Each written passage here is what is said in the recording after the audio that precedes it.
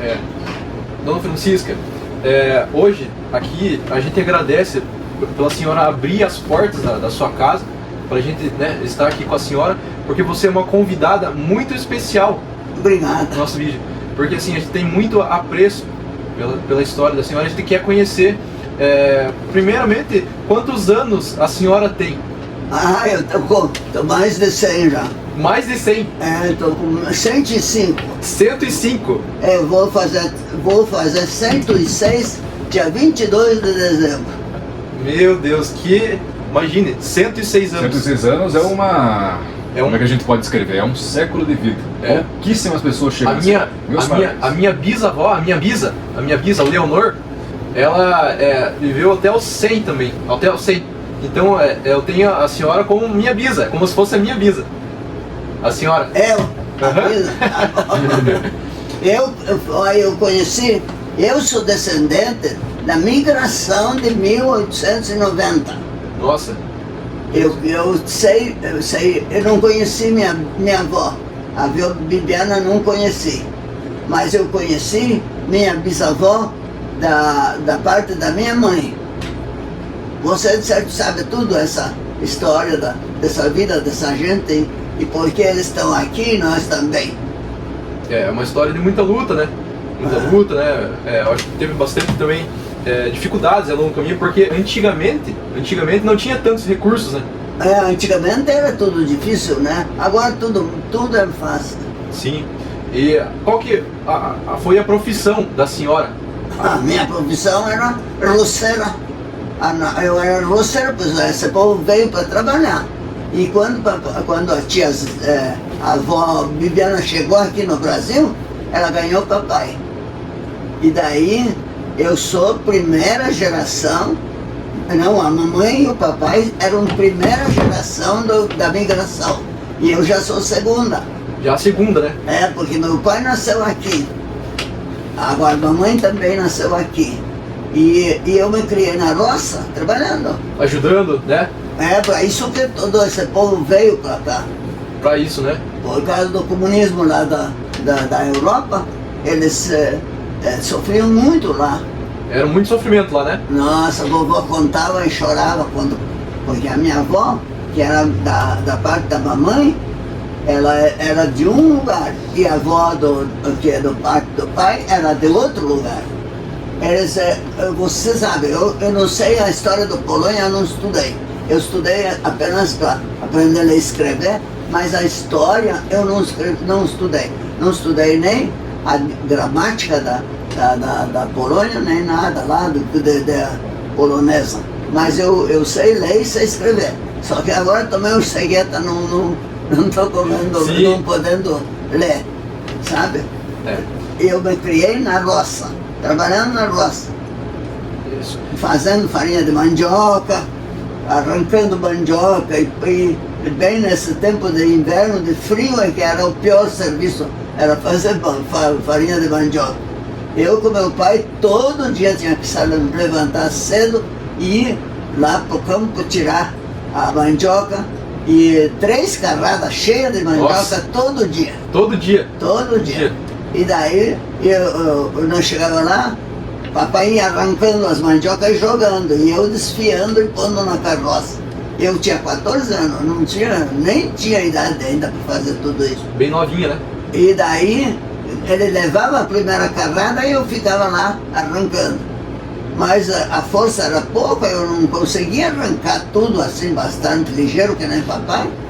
E quando ele chegava eu tinha um monte lá. E precisava 3 montes para encher a carroça. Daí ele trazia almoço para mim, a primeira carrada era de manhã. Daí ele trazia almoço e já ajudava e nós fazia outra carrada, nós já levava para a plataforminha. E daí lá na fabriqueta tinha 3 pessoas trabalhando. Agora nós 2 quase morríamos de tanto trabalhar. Aí de tarde nós levávamos outra carrada e quase anoitecendo era a terceira. E chegávamos a fazer 6 sacos por semana. Nossa. De farinha. E aquela farinha vendia muito baratinho. Para armazém e para distribuidor, né? O pessoal vender, né, em armazém, para quem precisasse, né?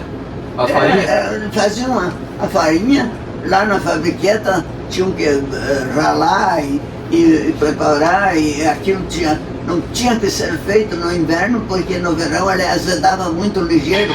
Sim. E a farinha, não sei se você sabe que a farinha não é feita daquela mandioca que a gente come, é feita de mandioca braba. Braba. É, da mandioca braba. Porque a mandioca braba que tem mais amido e mais recurso para sair a farinha. E aquilo, se a gente ralasse e deixasse umas horas, ele azedava e era perigoso. Aí a gente tinha que ralar aquilo, espremer e já secar. Para poder dar certo. Para poder dar certo. E daí vendiam aquilo muito barato, 10 anos, sabe? Para o tempo, né? Era muito E ruim. dona Francisca, na tua vida adulta, aí a senhora casou, teve quantos filhos? Como que foi Aí essa... quando eu casei com 21 anos, 21 anos. eu toda a vida queria estudar.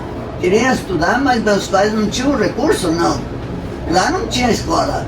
Lá apenas os polacos arranjaram uma pessoa, nem era o professor, era um rapaz que sabia ler e escrever, e ele dava aula para nós, em polonês. Em polonês. Porque português a gente não sabia nenhuma letra.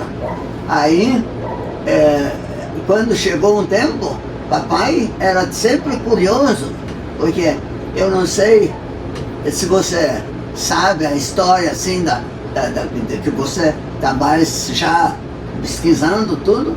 Eles perderam a soberania.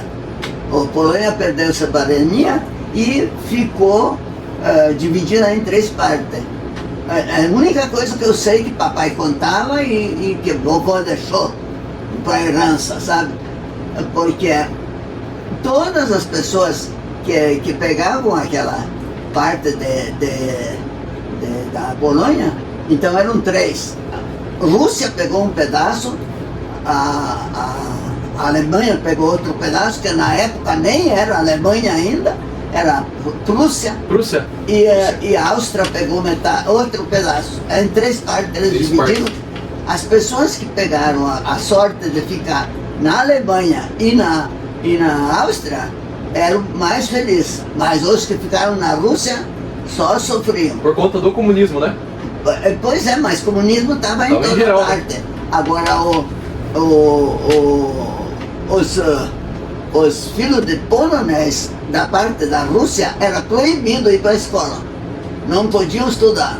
Agora, vovó era da parte da Alemanha, ela era alfabetizada e já tinha uma educação um pouco melhor. Agora, o povo da mamãe eram da Rússia. E daí tinha aquela educação muito rústica. Rigorosa. Aquela educação que a Rússia até hoje não se educou ainda. Vocês viram o que eles estão fazendo com a Ucrânia, né? Sim. Você sabe? A guerra, né? Estão destruindo a Já Ucrânia. tem melhor do que eu, porque eu agora não posso nem assistir televisão, porque não escuto direito, não entendo o que eles falam, mas adoro escutar jornal. Mas, dona Francisca, a senhora está muito bem informada e às vezes mais informada que muitos jovens de hoje. Com toda certeza. Muitos jovens de hoje não sabem o que... Bom, mas a juventude de hoje é moderna, Mas- são idiotas. Sim. Eles não gostam quando... mas Tá certo. fique Mas você velho tá para você certa, ver né? o que acontece. Eles não gostam de gente velha. Eles não gostam de escutar, né? Brasil é tão errado, porque no Brasil o velho não tem valor. Sim. Quando a gente quer conversar com eles, eles dizem, velharada. Quando nós fizemos concurso do Estado, e fomos na reunião para receber os resultados. Quando nós saímos do regente, daí estava cheio de juventude lá na frente, e daí eles disseram assim, o que essa velharada quer fazer? Vão tomar todo lugar, nosso lugar. Essa velhada que vai pro... E nós fizemos esse concurso do Estado, mas não tinha vaga aqui no Brasil, em Ponta Grossa. A minha vaga parece que saiu lá para Imbituva, não sei para onde, e eu fiz concurso da geografia e saiu para história. Eu disse, não, esse eu não quero nem saber. E quando saiu, porque daí, quando eu casei, eu cheguei para Ponta Grossa em 1941. Quando a senhora chegou em Ponta Grossa foi esse ano, 1941. 1941 eu casei e vim morar em Ponta Grossa. Quando eu cheguei aqui, que eu toda a vida tinha sonho de querer estudar, aí eu falava muito mal o português, não sabia falar direito, tinha aquele sotaque de polaco e o povo caçoando da gente, ainda xingavam a gente de polaco sem bandeira. Aí, quando cheguei aqui, o meu marido também era descendente da migração. Também.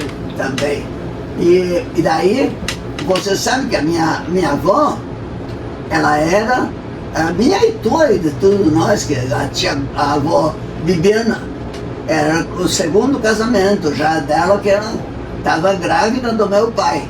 Teu pai. Né? E daí eles não deixavam ela, acho que essa história você sabe, né? Não queriam que ela viesse, porque ela já estava bastante pesada, não queriam que ela viesse. Ela fez uma artimanha lá, que se inscreveu no grupo russo e veio no grupo russo. Eles vieram de navio? Hã? Eles vieram de navio? A senhora veio de navio? Ou a Bibiana, ela veio... Com o grupo russo. Veio de navio, né? Mesmo ela sendo da parte alemã, então ela veio com o grupo da Da Rússia. Alemanha, mas ela se inscreveu no russo. Ela era muito preparada. Aí ela já sabia, ela era alfabetizada e tudo. Agora esse povo que veio da Rússia, ninguém sabia ler, nem escrever, nem nada. E daí esse povo tinha ânsia de querer aprender. E daí o pai da minha sogra, que é dos Schwinka, você conhece alguém lá de Schwinka que tem? Não? Esse eu lá não em conheço. Paragy não tem? Esse era da família do Schwinka. Valente Schwinka, né? Valentim Schwinka, que era o patriarca. Valentim Schwinka. Eu tenho uma foto dele, inclusive. Eu sei, o Lucas já sabe melhor. Aí quando eles chegaram e ganharam, porque por isso que eu queria saber se você tem o registro. Esse é o Lucas tem. Tem? Esse eu que tenho o Pois registro. é, porque as famílias que chegavam aqui com a migração, eles ganhavam os 5 alqueires de terra para começar a trabalhar. Por causa que com a abolição dos escravos, aqui no Brasil faltou mão de obra, porque os negros foram para o sertão e fizeram os quilombos deles lá e se viraram. Agora o povo ficou sem Mão de obra. mão de obra. E o português, que me desculpe, mas eles eram muito granfinos, colarinho branco, quer dizer que eles não queriam trabalhar. Tudo era negro que fazia. Os negros que tinham que fazer. E daí, quando os negros foram abolidos, que isso, a abolição dos escravos foi também um milagre do imperador, que o imperador não era um homem ruim, ele era um homem muito pacato, muito bom, mas ele queria fazer a abolição, os fazendeiros não deixavam, queriam matar ele. Perfeito, Daí quando perfeito. ele pegou e preparou tudo e deixou preparado e foi para Portugal e deixou para a filha ficou como regente, princesa regente. E ela assinou isso você sabe, né? Perfeito, mas eu quero ouvir da senhora, pode continuar. É isso aqui, que é pouca coisa que eu estudei sobre essa parte. Mas a senhora está falando certíssimo, perfeito. A senhora é uma história viva, história viva. Né? Viva. Daí eles, por isso que foi abolido os escravos, porque a princesa que assinou. Mas depois ficaram bem loucos, mas princesa eles não iam matar. Eles queriam, porque ele preparou tantas vezes, mas cada vez que ele preparava, e daí eles não deixavam. Porque daí ficavam sem mão de obra, né? Daí ficou muito ruim no Brasil, por causa que daí o café caiu da árvore, ninguém colheu, a lavoura ficou, feijão, milho, tudo ficou sem colher, e o imperador ficou desesperado, e daí pediu gente da Europa. E aquela gente da Europa, eles estavam sofrendo muito lá. Todos os países que tinham, porque eu não sei bem se todos tinham comunismo, mas sei que Polônia tinha comunismo. Boa parte da Europa se instalou ali o sistema comunista. Eu deve ser, né? E daí, eles, a vovó dizia sempre, quando ela contava como é que eles passavam muito mal lá, ela dizia assim que eles não conheciam o Brasil, não sabiam o que acontece aqui. Mas ela disse assim que eles não tinham medo de sair de lá e enfrentar. Porque coisa pior do que aquilo não podia existir. Aí ela chorava quando contava para nós. A avó da mãe da mamãe. Daí ela era mocinha quando vieram para cá. Meu avô também era mocinho. E daí acho que eles vieram tudo no mesmo grupo. E daí eles se conheceram e casaram logo no começo da migração. A vovó era filha de Glapinski e o vovô era filho de Sovinski. Aqui na cidade nós temos aí o Sovinski, uma família muito tradicional da cidade. O Sovinski, muito grande. E sabe que eu não conheço? O Sovinski, aqui o Sovinski. Mas tem um Sovinski que não são para nossos parentes. É outra linha. Tem outros que são. Daí eles. Daí a vovó, toda essa gente do grupo da Rússia não tinham alfabetizada, porque era proibido filho de polonês alfabetizar, só tinha que trabalhar. Diz que eles, quando iam trabalhar, as moças ganhavam 2 colheres de trigo para fazer o almoço. Nossa. E o que eles iam fazer com 2 colheres de trigo? Não dá para fazer nada. Ela disse que elas faziam uma gororoba assim, água e um pouquinho de sal, e tomavam aquilo e iam trabalhar. Meu Deus. E daí ela disse que eles disseram assim, olha, nós vamos para o Brasil, porque lá, nem que nós tenha que enfrentar animais ferozes, é melhor do que nós ficar aqui. E veio aquele povo aqui, e quando chegaram aqui, eles não ganharam casa, não ganharam professor, não ganharam médico, não ganharam nada. Porque o Império não deu nada para eles, só deu a terra. E daí o pai da minha sogra era o Valentim Schwinka. Ele que deu um pedaço de terra, um alqueire de terra, lá no Guaraúna. Eu não sei se você conhece lá. Conheço.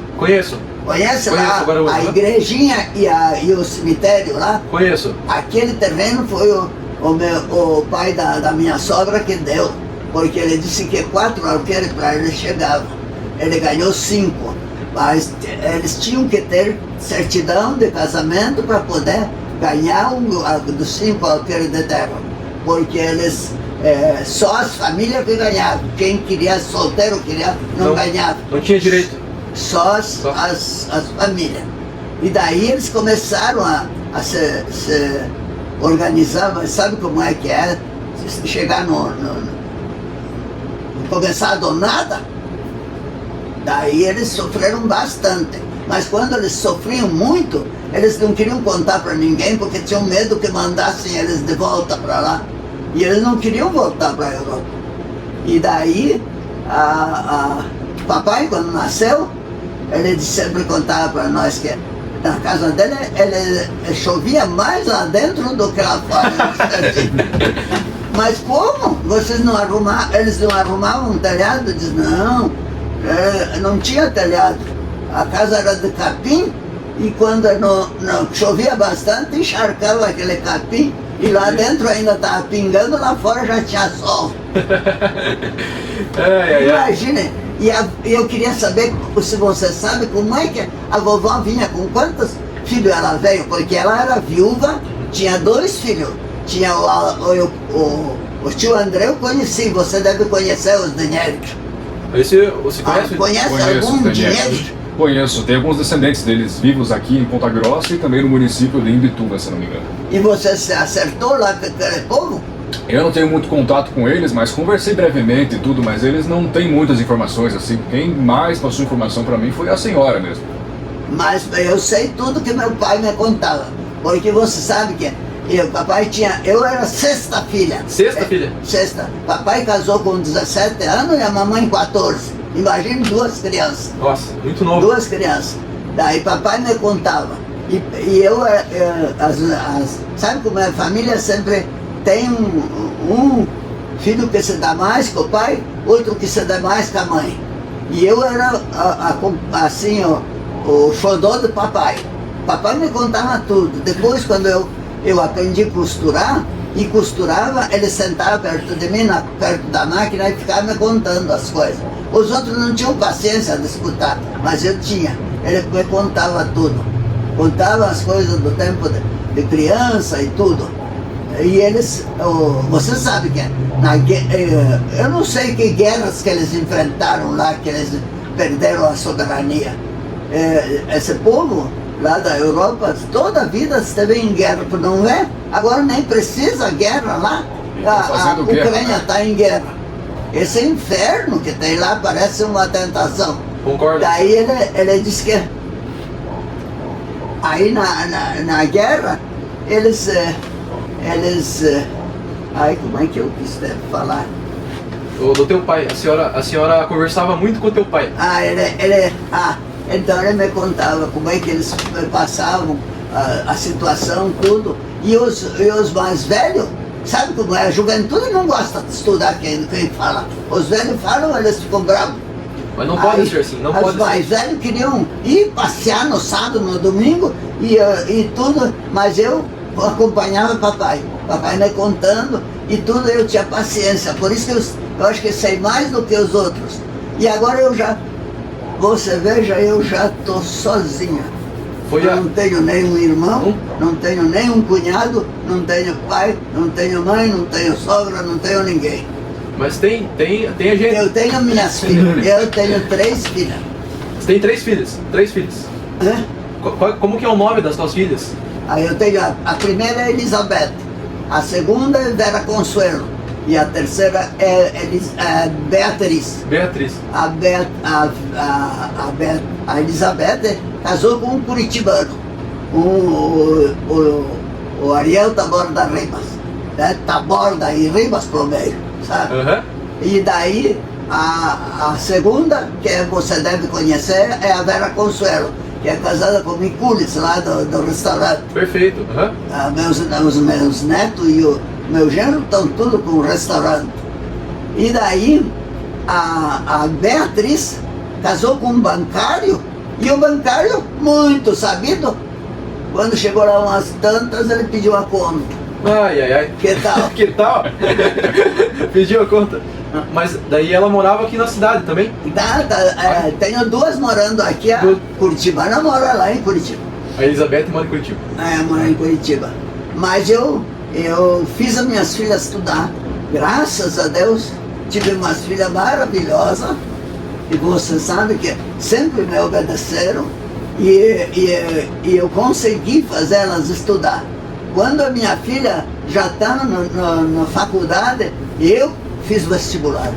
Porque quando eu cheguei aqui na cidade, depois que eu já sabia ler e escrever em polonês, daí meu pai era sempre influenciado com a educação que a avó Berbatina deu para ele. E ele sempre dizia assim, não, mas nós temos que pedir uma pessoa para ensinar em português. Porque tinha uma pessoa que falava em polonês, ensinava a ler e escrever, e quando eu estava na 3ª série do primário, o papai conseguiu uma pessoa para ensinar a escrever em português. Ele já tinha uma associação lá e tudo, mas quando o papai falava de arranjar gente para falar em português, os polacos se revoltavam e deram uma surra no meu pai. Tá louco?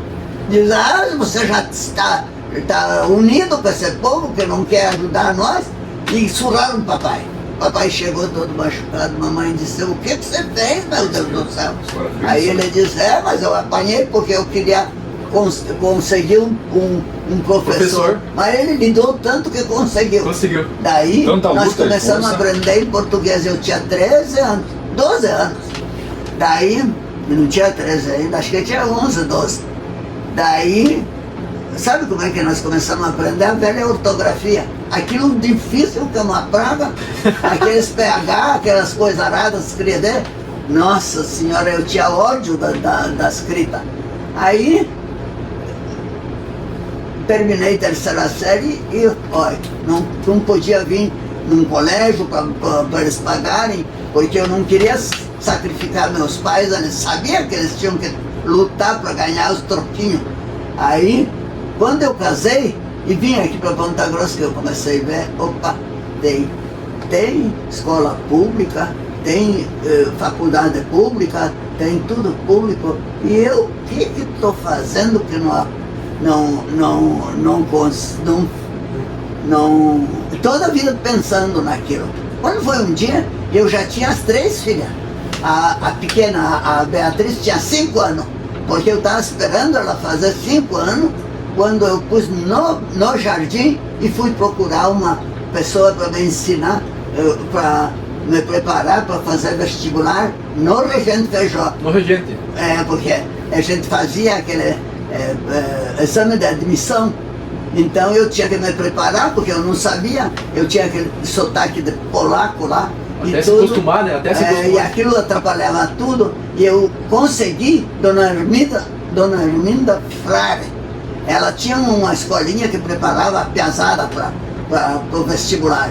E daí, quando eu cheguei lá para me matricular, aí encontrei com uma outra também, que chutou balda também, uma pessoa casada, que também cansou de pensar em estudar.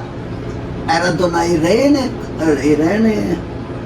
aí como é que era o sobrenome dela? Já faz tanto tempo, acho que ela morreu, porque ela foi embora depois para Curitiba.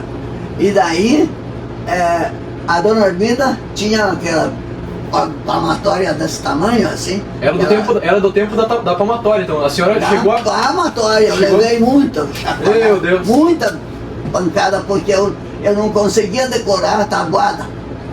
Aí, ela pôs no meio da piazada que ela estava preparando, porque tudo que é malandro estava lá. Os pais punham para ela preparar. E daí, o primeiro ditado que nós fizemos, oh meu Deus do céu, ela pegou, trocou os cadernos, mandou os piavos corrigir. Começaram a caçoar de nós. A velharada não sabe escrever, as velhas não sabem escrever.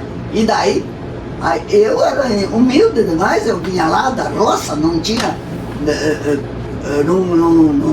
coragem de falar nada. A Irene era criada na cidade. Ela foi lá e disse, Dona Hermida, a senhora não dê mais os cadernos para ela corrigir, porque eles estão caçando de nós.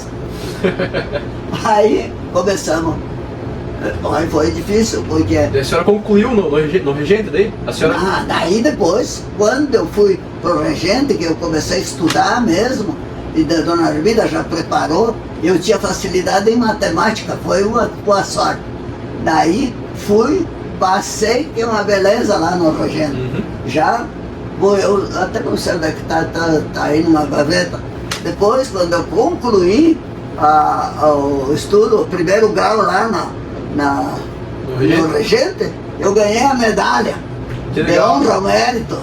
Eu não sei por quê, porque os professores não fizeram muita questão, no dia que eu recebi o certificado da conclusão, eles me deram um pacotinho e o certificado.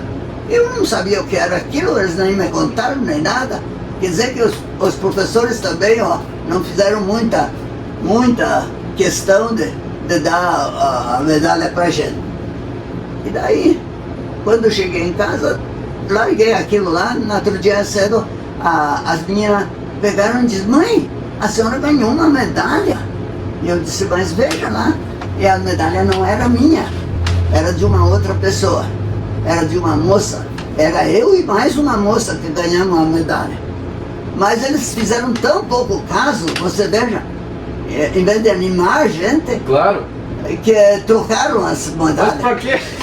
De tanto questão que fizeram. Uhum. Eu, como era uma roceira lá, de certo tinha Mas lá as fizeram grampinas errado. que queriam, né? Fizeram errado. Daí, e eu disse, e agora? Medalha dos outros. Daí que alguém conhecia a moça, ela morava por aí, por perto da igreja de São José. Eu fui na casa dela. Ainda eu cheguei lá e disse, esse nome é teu? Ela disse, é meu sim, eu tô com outro aqui, não sei de quem. Eu disse, então deve ser o meu. Daí ela me mostrou. Daí, ainda o pai dela foi grosseiro, disse assim, cuide lá, pra mulher não te lograr.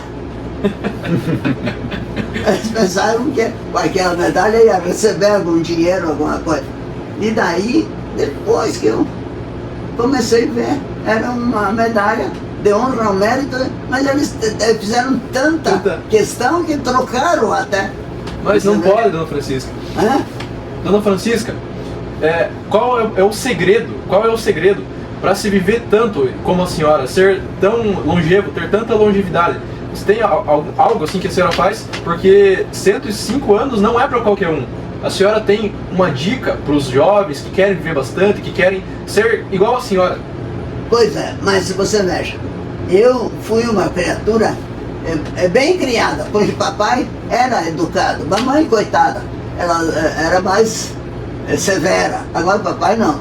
E ele tinha um conhecimento. A dona Zefa era irmã dele e ela era preparada também, porque depois você vai me explicar quanta gente veio junto com a tia Zefa. Aí, você ou é ele? Eu que sou descendente da tia Não, Zefa. mas eu agora ainda não entendi muito bem. Você é parente? Ele é meu dele? primo, Primo dele. daí eu sou descendente da tia Zefa. Então, depois vocês vão me contar bem direitinho, porque eu não sei a ascendência de vocês. Aí, o que eu estava falando? Então, a senhora estava falando o segredo para viver tanto. Ah, segredo. Uhum. Não, segredo não. Trabalhar muito, Trabalhar muito. andar muito a pé. A senhora andava muito. Nossa Senhora! Oi, você sabe como é que a gente foi criado, com dificuldade, quando a gente era criança, andava descalço e a pé, machucava com os espinhos lá a pé. E daí quando nós estávamos na escola, quem é que ia de sapato? Ninguém tinha. Todo mundo ia descalço lá na escola. E eu tenho uma fotografia do primário que tenho, todos os meus colegas estão na fotografia. Os pequenos estão sentados assim no chão, os do primeiro ano, depois tinha os do segundo, daí qualquer dia eu acho que as fotografias eu estou mostrando. Daí você veja, e a gente nunca fumou.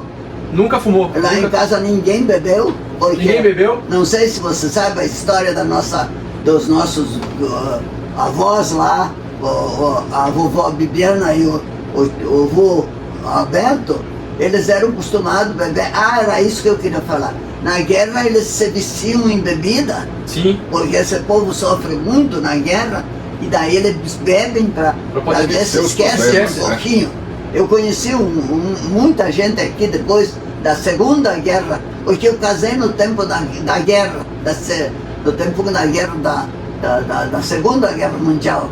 E daí ainda no dia do casamento nós encontramos um conhecido nosso e disse assim, oh, vocês são loucos? Estão casando? O mundo em guerra, e Brasil em guerra, e vocês estão casando? Ah, mas aqui não tem guerra. E casou. Casamos e pronto. Daí você veja. Eles bebiam. Eles bebiam muito. E o dia que eles bebiam, eles entravam em guerra, né? Daí papai, ele eu não sei, porque não sei bem como é que eram os filhos lá, porque eu sei que ela trouxe os dois, que era do primeiro casamento, e depois tinha a tia Zefa e tinha o tio Chico, o Stacho, né? Stacho, aham. E esses outros, um era André, outro era Francisco. Desse Francisco nós nunca tivemos notícia nenhuma, papai perdeu aqueles dois irmãos. Tacho e o Francisco. E daí, eu não sei quantos filhos a avó trouxe.